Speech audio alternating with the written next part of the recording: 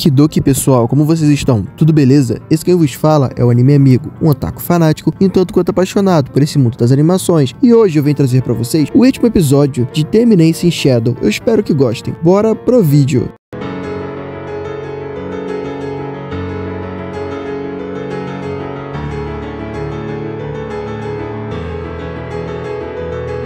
O episódio começa com o Ragnarok tocando terror, e o Cid com a sua entrada triunfal e suas baboseiras de Shuribyo. O anime corta pra Beta falando pra Alpha que o Ragnarok tinha sido ativado, e que a merda tava pegando real lá no reino. A Alpha fica de boa e diz que não tem nada demais, pois o Cid tava lá pra resolver as coisas. E o Ragnarok começa a summonar algumas cópias suas de menor tamanho, e o vilão pergunta quem diabos era o Cid. O Cid começa com aquele discurso de ser uma eminência das sombras e tal, e algumas mulheres que estavam no casamento se revelam ser da Shadow Garden. E bom, continua aquele papinho shiny do Cid. O dragão fica pé da vida e lança seus bichos, e a 666 parte pra luta. O Cid fica frente a frente com o bicho e troca alguns socos com ele, sorrindo igual um maluco. O vilão, que se chama Mordred, diz que o Cid subestimou o dragão, e algumas das integrantes da Shadow Garden vão tirar satisfação com ele. Elas começam a botar o terror no maluco, revelando de onde que vinham os poderes dele, e começam a trocar golpes com o cara. E enquanto isso, vemos que os filhotes do Ragnarok estão matando toda a população de Oriana, e que a Shadow Garden está fazendo o possível para controlar os danos. Aquela empregada vai conversar com a 666 e ela manda a garota pegar alguns refugiados e ir para um local seguro que tem dentro do castelo. A empregada concorda e vemos o Cid no meio da batalha chamando o bicho de morcego bombado. Ele fica o tempo todo falando umas merdas e nem leva a luta tão a sério assim. E ele usa um daqueles fios dele e consegue mobilizar o Ragnarok nos céus. A 666 vai perguntar sobre os danos para alguns soldados e eles dizem que os danos estão altos, mas controláveis. E do nada o Mordred cai semi-morto na frente da 666. E bom, as garotas ficam zoando o cara por ele ser muito fraco e bom, falando que já sabem de onde todos os poderes dele saíram. Ele diz que ainda tem um Ragnarok para lutar e as garotas cagam porque ele falou e começam a interrogar ele sobre o que ele sabe dos artefatos antigos e o que caramba era o culto dos diabos. O cara diz que vai falar já que elas estão prestes a morrer incineradas pelo Ragnarok. O cara começa a falar sobre multiversos e os chama de reinos e começa a dar exemplos de infinidade de mundos que existem nesses reinos, falando sobre um universo que tem um planeta de gelo, um planeta de fogo e um outro universo com um planeta cheio de feras mágicas com poder imensurável. Ele fala que esses reinos giram em torno de um centro único, que poderia talvez ser o Deus. E ele complica a situação explicando,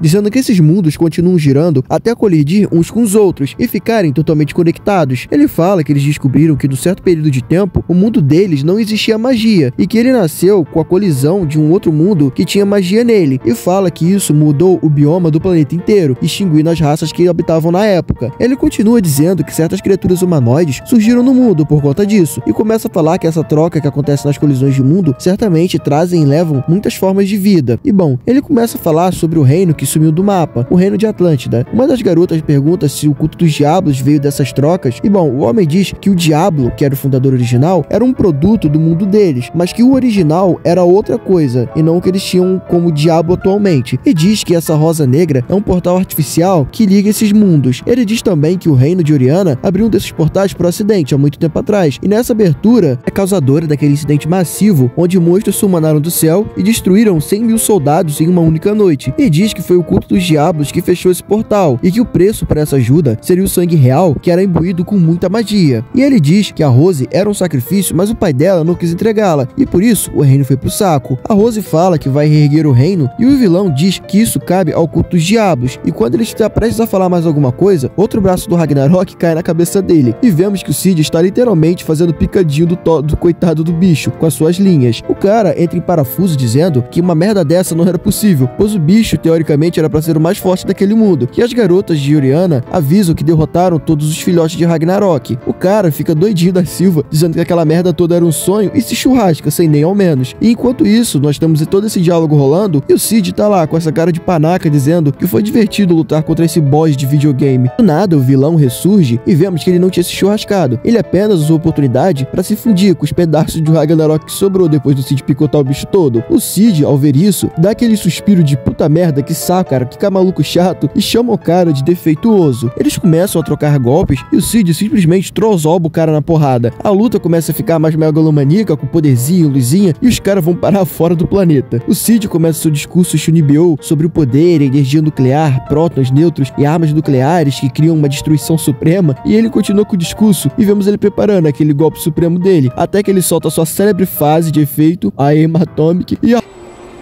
遊びは終わりだ。精一杯やってみようと思うからどうか受け取ってほしい。なんだこれは。アイムアトミック。